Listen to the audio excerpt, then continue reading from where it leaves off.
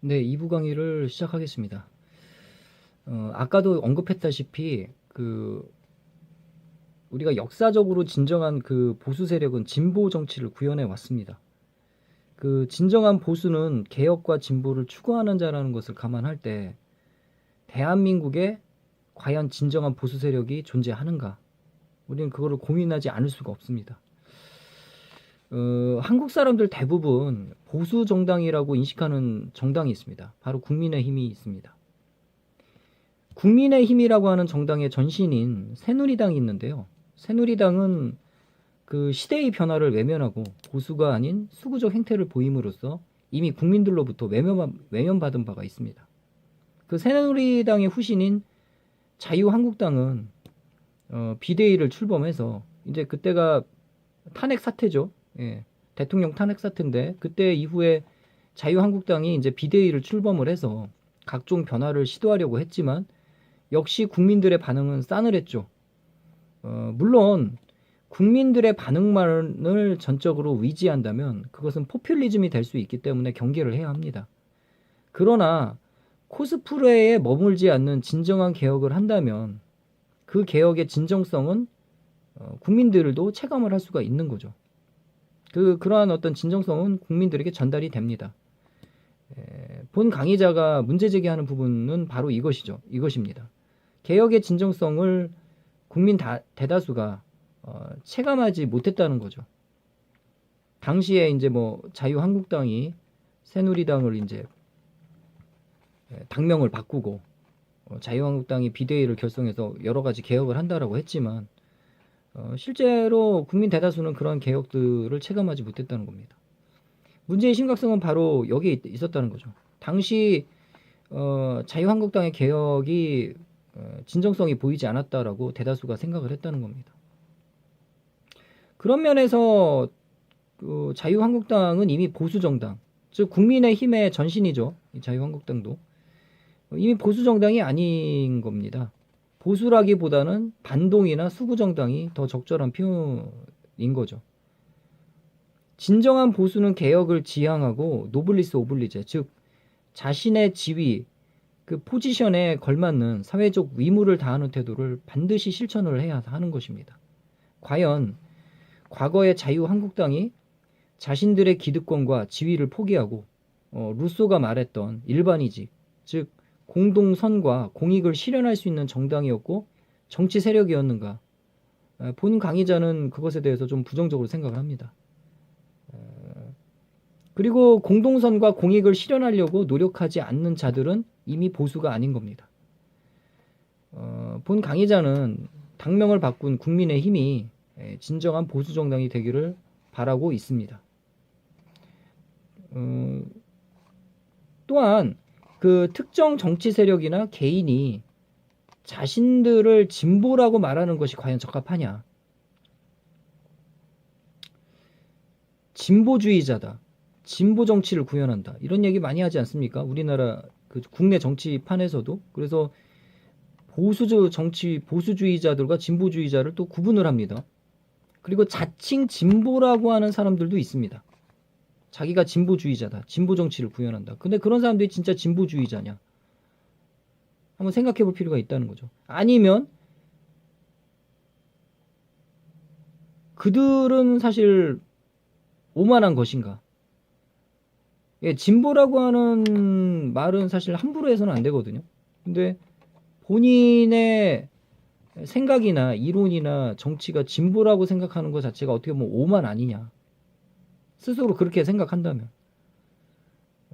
그런 오만이 본질이고, 그리고 그런 사람들이 대중을 선동하려고 하는 어떤 사악한 레토릭이 진보의 정체성 아니냐. 국내에서 얘기하는 진보가. 한번 생각해 볼 필요가 있는 거죠. 자칭 보수 정당이라고 하는 정당도 보수가 아닌 거고, 그리고 자칭 진보라고 하는 자들도 과연 진보주의자인가 생각해 볼 필요가 있습니다. 역사적인 좀 얘기를 하겠습니다. 과거 한국민주당, 약칭으로 한민당이라고 하는 정당이 있었습니다. 이 정당은 친일 지주 세력이 해방 이후에 세운 정당입니다. 그래서 1945년에 창당해서 1955년 당명을 민주당으로 바꿉니다. 그리고 그 명맥이 현재 더불어민주당까지 이어지고 있습니다. 즉 현재 더불어민주당은 민주당의 전신은 한민당이라고 봐야겠죠. 그런데 현재 민주당은 어찌된 이유인지 모르지만 한민당을 거론하는 것을 매우 불쾌하게 여기면서 본인들의 정당이 본인들의 그 민주당이라는 정당이 1955년에 창당된 것이라고 주장하고 있습니다. 그러나 현 민주당의 전신이 친일파들이 세운 1945년에 세운 한민당이라고 하는 사실은 자명한 팩트입니다. 과거 한민당은 자신들의 정당의 존립 근거를 반공해 두었습니다. 왜냐하면 자신들의 친일 이미지를 세탁하기 위해서였죠. 해방 이후에 좌익들이 난무했던 38선 이남 미 점령지구에 지금 그 남쪽 38선 이남을 지역을 얘기합니다. 미 점령지구의 미 군정지 지역이죠. 반공을 레토릭으로 내세운 한민당의 등장은 미국에게는 매우 고마운 존재였습니다. 따라서 미국은 전략적으로 한민당을 지원하기 시작했고 한민당에 기생하고 있었던 친일 세력들은 해방 이후에 재기에 성공합니다. 한민당은 미국의 지원 아래 거대 정치 세력으로 성장할 수 있었습니다. 독립운동가였던 이승만은 귀국 후에 거대 정치 세력으로 성장한 그 한민당과 제휴하지 않을 수가 없었던 거죠. 그러나 이후 이승만은 대통령이 되자마자 친일파에 기반한 한민당과의 그 제휴를 끊어버리고 독자적 행보를 이어갑니다. 이후 한민당은 이승만과의 내부적인 어떤 갈등을 겪으며 이승만을 적대 세력으로 규정했고 이승만에 대한 독재 투쟁과 민주화 투쟁이라고 하는 명분을 확보해 나가기 시작합니다. 정의롭지 못했던 친일 세력이 그 기회주의자였던 친일 세력이 반공이라는 레토릭을 거쳐서 반독재 투쟁 그리고 민주화 투쟁이라고 하는 정의로운 어떤 수사 즉 레토릭을 사용해서 정의로운 자들로 변신을 하는 순간이었습니다. 친일파가 민주투사가 된 거죠. 그렇죠. 과거 친일파들이 세운 정당이었던 한민당이 이승만과 결별을 하면서 그들이 이제는 민주투사가 된 겁니다. 베이컨의 말을 빌리자면 이러한 역사적 과정을 통해서 변신을 하는 과정들과 정의롭지 않은 자들이 정의로운 척하는 상황을 그는 시장우상이다라고 말하고 있습니다. 즉 사물과 언어가 서로 일치하지 않을 때 생기는 오류, 그게 시장우상인데 시장우상이라고 하는 것은 한민당이 민주당으로 당명을 바꾸면서 정의롭지 못한 부정의가 정의로 변신을 함으로써 현실화되었던 거죠. 반공을 기초로 한 당의 정체성, 그리고 이후 이승만과의 반독재 투쟁, 그리고 이후 이루어진 군사정부와의 반독재 투쟁을 거치면서 어느새 민주당은 진보라는 이미지로 변환이 되기 시작했고 진보라는 말을 자연스럽게 사용하기 시작했습니다. 그러나 정치 세력으로 진보라는 말을 하는 것이 매우 오만한 행위라는 것을 칼 포퍼는 그의 저서인 열린사회와 그 적들에서 증명하고 있습니다. 칼 포퍼는 역사적으로 진보라는 말, 즉 추상적인 선을 말하는 자들의 위선과 이중성을 열린사회와 그 적들이라는 책에서 비판하고 있습니다. 우리 모두는 다 틀릴 수 있다. 이 말은 칼 포퍼의 철학을 대표하는 대명제입니다. 따라서 칼 포퍼는 내가 생각하는 이론, 그리고 정책, 그리고 사상들이 진보와 발전을 가져온다는 강한 믿음이나 확신이 유토피아주의로 가게 되고 이러한 유토피아주의가 매우 위험하다라고 말하고 있습니다. 왜냐하면은 인간은 모두 완벽하지 않으며 인간이 생각한 이론, 정책, 그리고 사상들은 틀릴 수도 있기 때문입니다. 그리고 칼 포퍼는 나의 생각만이 진보를 가져온다라고 생각하는 자들을 유토피아주의자들이라고 비판하고 있습니다. 그는 전체주의의 기원이 유토피아주의에 있다라고 생각을 했고, 나의 생각만이 옳고 정의롭다라고 하는 생각들이 이 세상을 더 참혹하게 만들었다는 것을 인식했던 사람입니다. 이 칼포퍼는 이 열린 사회와 그 적들이라고 하는 책을 쓰게 되는데요. 이 책에서 전체주의와 유토피아주의의 역사적 기원을 추적해서 명쾌히 해석을 합니다. 그래서 현대의 자유주의와 보수주의라고 하는 것이 무엇인가에 대해서 명쾌하게 정리한 자가 바로 이 칼포퍼입니다. 사실상 유토피아주의라고 하는 것은 좌파에게서만 나올 수 있는 개념은 아닙니다. 좌우파 관계없이 나올 수 있는 개념입니다. 역사적으로 본다면 이 극우 세력이 있지 않습니까? 나치즘과 파시즘은 전체주의로 변질이 됩니다. 그리고 극좌는 공산주의라는 전체주의로 변질이 됩니다. 이 조지 오웰이라고 하는 사람이 동물농장, 아주 유명한 사람이죠. 그 동물농장이라고 하는 책을 쓰지 않습니까? 여기서 조지 오웰의 동물농장은 바로 이 전체주의를 비판한 거잖아요. 이 진보라는 말이 갖는 전체주의는 매우 위험합니다. 왜냐하면은 자칭 진보라고 주장하는 자들은 칼포퍼가 말했듯이 우리 모두가 틀릴 수 있다라고 생각하는 게 아니라 우리는 진보고 너는 태보다, 이런 인식을 하기 때문입니다. 이 말은 굉장한 오만입니다. 그리고 이러한 행태는 역사적으로 전체주의와 포퓰리즘으로 직결이 되었다는 거죠. 여기 보시면 조지 오웰이 있는데요. 조지 오웰은 이 보수라고 하는 것이 급격한 유토피아주의와 급격한 전체주의를 배격하거든요. 보수는. 그러니까 조지 오웰에서 이제 나왔던 이 동물농장, 조지 오웰의 동물농장은 개혁을 가장한 위선자들의 포퓰리즘을 여실히 나타낸 소설입니다. 그래서 우리가 이 동물농장이라고 하는 소설을 굉장히 우리가 이 포퓰리즘과 그 위선을 폭로를 했기 때문에 그걸 굉장히 높이 평가할 수 있는 거죠. 예, 거기에 나왔던 여러 가지 상황들이 구체적으로 우리 현실과 너무 맞기 때문에 그렇습니다. 민주당의 전신, 더불어민주당의 전신이 한민당이었고, 한민당은 과거 자신들의 친일 전력을 반공과 민주, 정의, 진보라는 화려한 그 레토릭으로 세탁한 적이 있습니다. 사실상 이러한 과거를 감안할 때 민주당은 자신들의 정체성을 인식하고 석고대죄해야 하는 거죠. 프랑스 혁명으로 기초가 세워진 공화주의와 이에 기반한 근대 민주주의 정치가 발달한 국가들은 정당의 이름을 쉽게 바꾸지 않습니다. 독일의 사회민주당은 1875년에 창당해서 140년이 지난 지금까지 그 명칭을 그대로 사용하고 있습니다.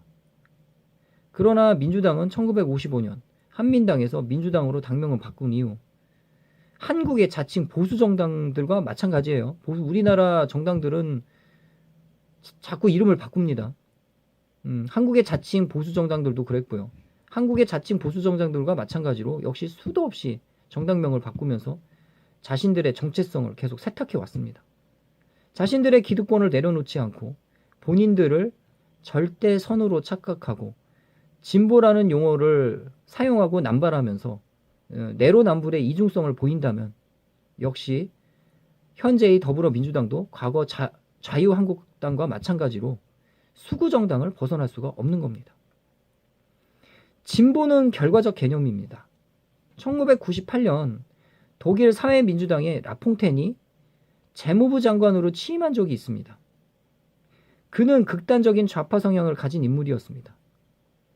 그런데 우리나라 정치인과 마찬가지로 포퓰리즘식 복지 정책을 남발하던 자였습니다. 그는 월세 보조금 등을 파격적으로 인상하는 포퓰리즘 정책을 남발했으나 결국 재정은 파탄이 났고요. 포퓰리즘 정책으로 인한 재정 적자와 인플레이션의 후유증을 경험해야 했습니다. 그는 주변의 EU 국가들의 강력한 항의를 받으면서 도중에 사퇴할 수밖에 없었습니다. 그의 정책은 독일뿐만 아니라 EU를, 유럽연합을 위협하는 정책이었기 때문입니다.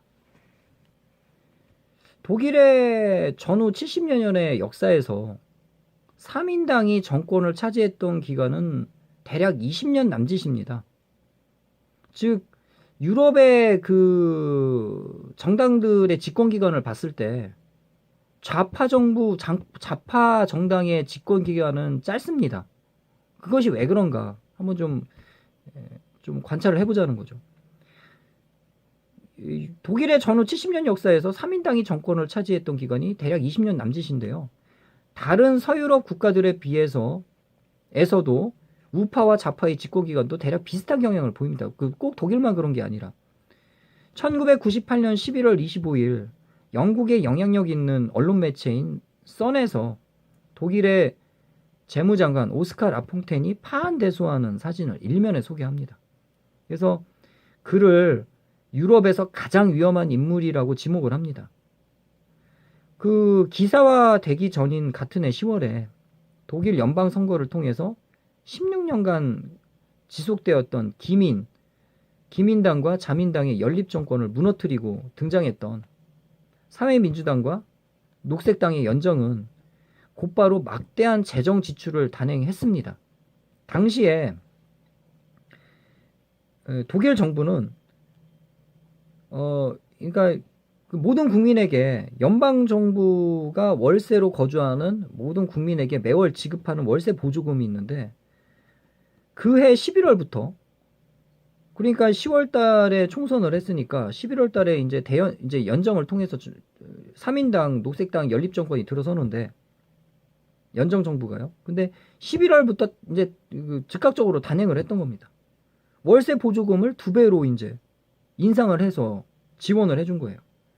그러면은 일반 뭐 이렇게 월세를 사는 사람들이 많은 도움을 받았을 거 아니에요? 하지만 이것은 단지 하나의 사례일 뿐입니다. 당시 독일 정부는 사회 각 분야에 막대한 재정 지출을 감행을 했었던 거죠.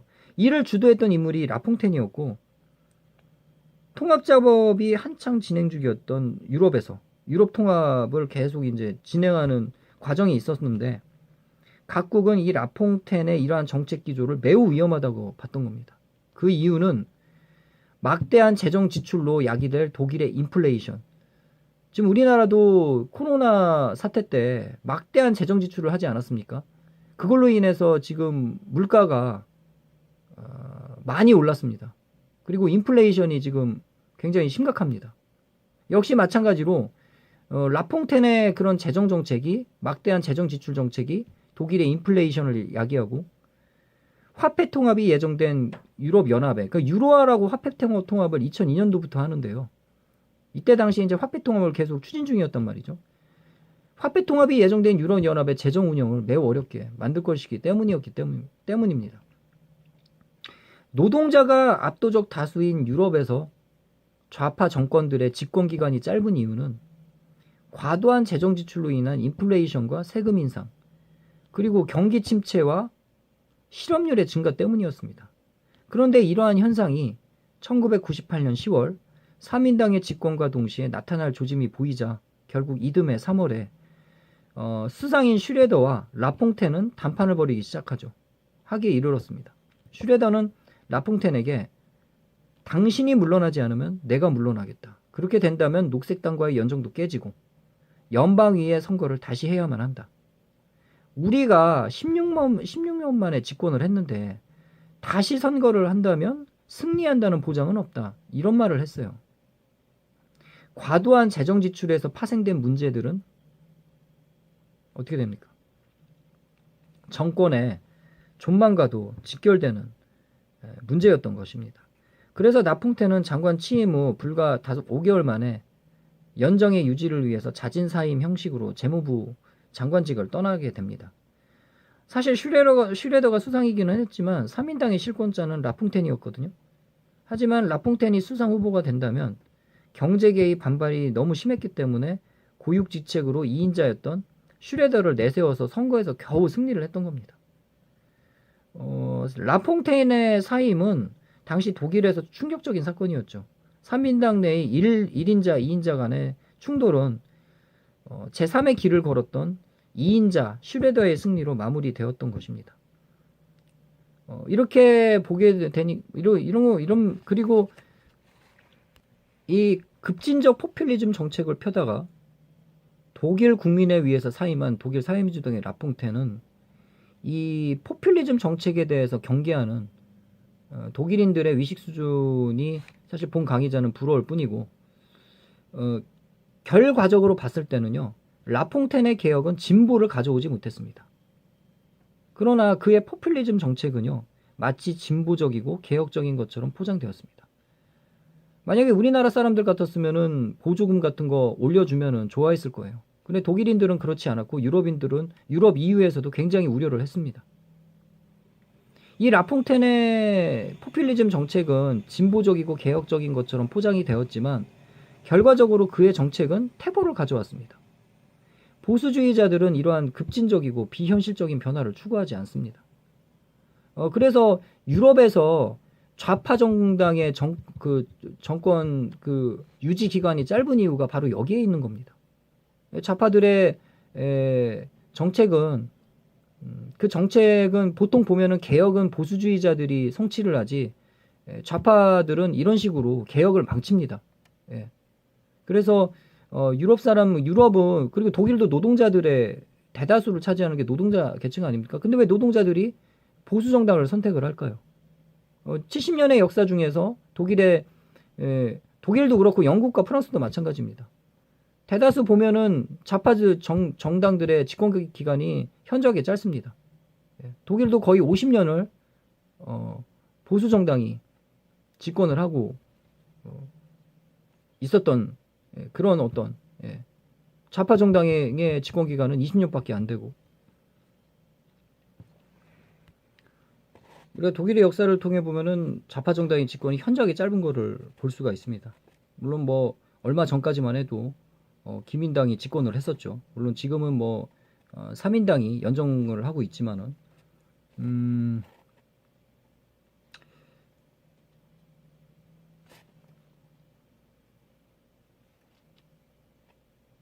이 보수주의자들은 아까도 이제 뭐 언급을 했지만 진보적이고 개혁적인 것으로 포장을 했지만 포퓰리즘 정책이 결과적으로 라퐁텐의 정책은 태보를 가져왔습니다.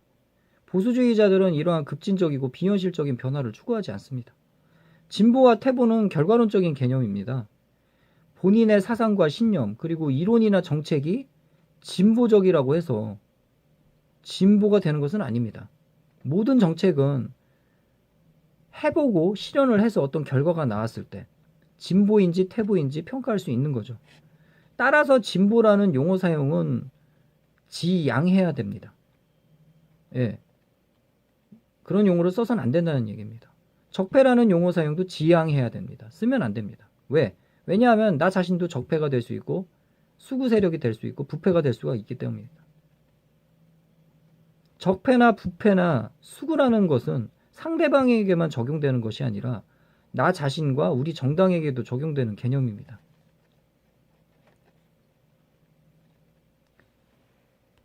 이전 정부는 정권 초반에 적폐라는 용어를 사용하면서 자신들은 마치 깨끗한 자들인 것처럼 코스프레 및 이미지 메이킹을 한 적이 있습니다.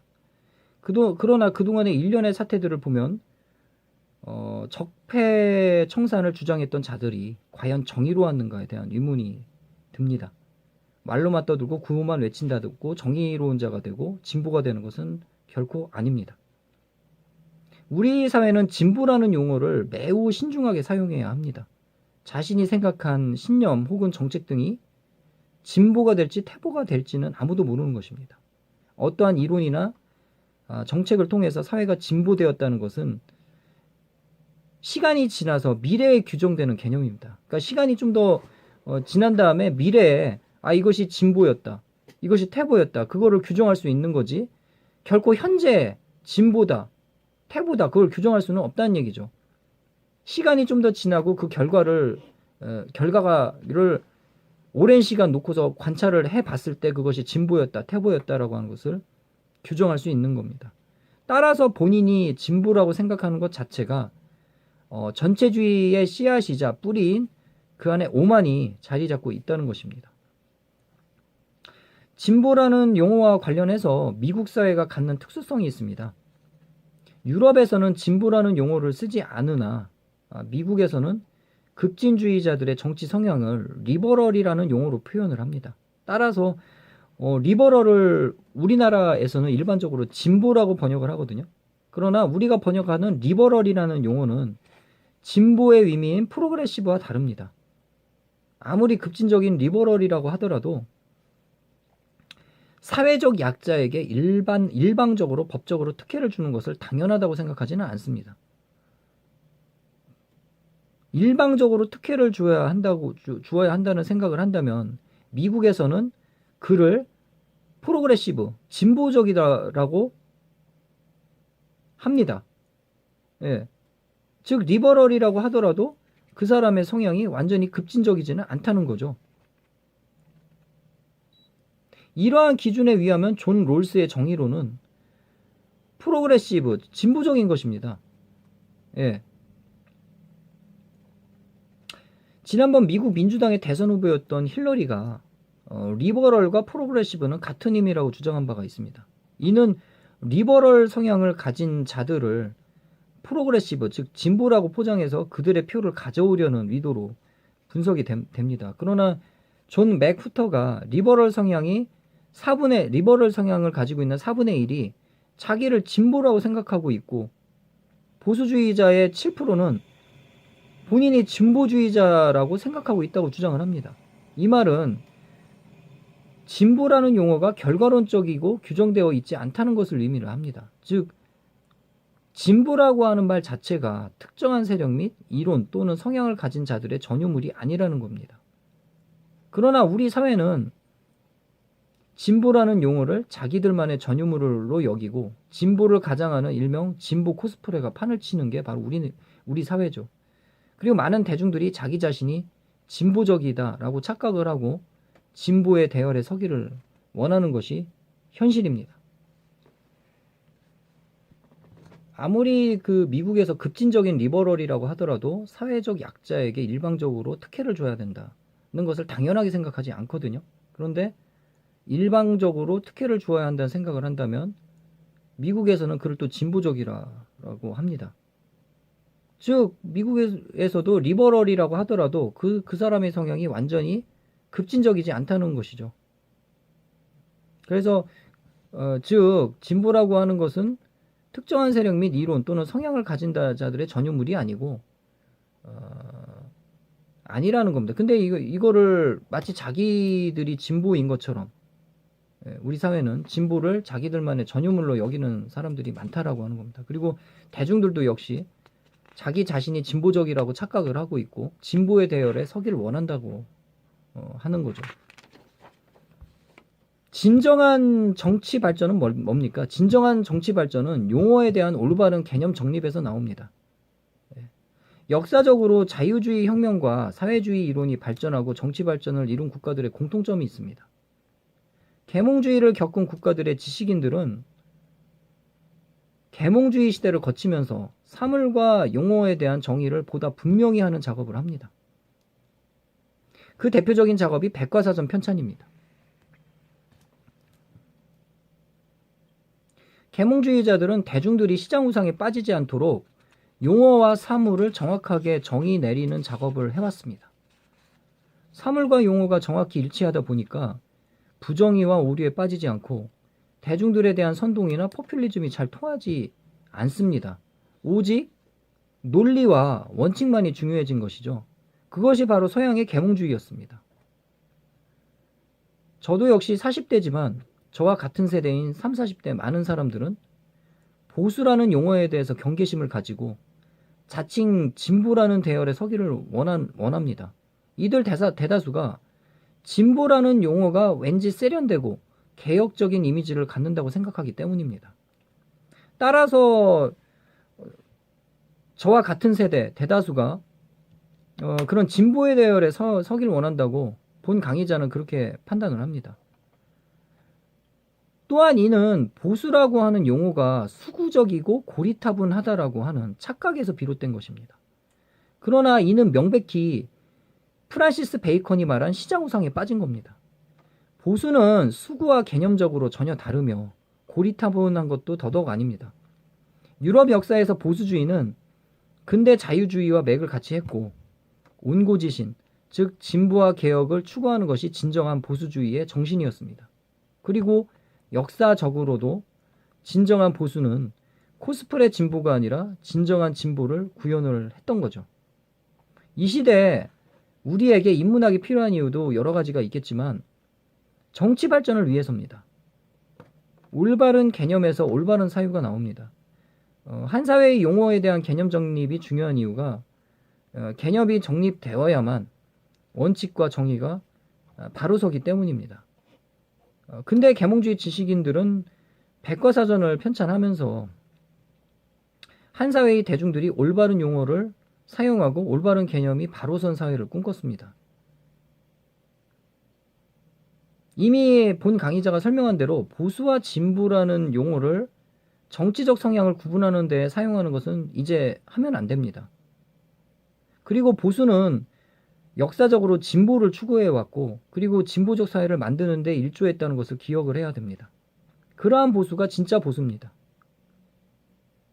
또한 진보라는 용어가 갖는 긍정적 힘을 이용해서 진보적이지 않은 자들이 자칭 진보 세력이라고 주장 그리고 코스프레 하면서 시장 우상에 빠지는 것 역시 조심해야 합니다. 진보는 결과적 개념입니다. 어떠한 결과가 발전과 혁신을 이룬 것으로 평가될 때 우리는 그때 비로소 그 정책과 사상이 진보적이었다는 것을 인정할 수 있습니다. 결과론적 개념이기 때문에 현재의 본인의 사상과 정책 혹은 정치 성향을 진보라고 주장해서는 안 되는 겁니다.